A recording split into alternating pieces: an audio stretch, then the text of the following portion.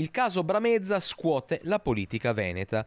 Il buco di quasi 11 milioni di euro che sta coinvolgendo oggi il manager trevigiano, direttore dell'Uls 7 Pedemontana, porta il Partito Democratico a porre 3 importanti questioni.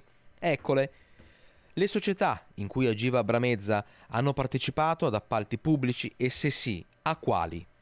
E poi, in quale ambito operavano le fideiussioni andate a male di cui Bramezza si era fatto garante? Infine, i vertici della regione erano a conoscenza dell'importante attivismo di Bramezza nel settore privato? Il PD domanda ai vertici della regione e della sanità veneta con che criteri venga scelto un dirigente di una ULSS che ha prestato fideiussioni per oltre 11 milioni di euro. Non vogliamo, sottolinea una nota emessa dall'area vicentina del partito, in nessun modo intervenire nella sfera privata del dottor Bramezza, ma chiediamo se si intende confermarlo nella gestione di un'azienda pubblica che sposta milioni di euro come l'Uls 7 Pedemontana.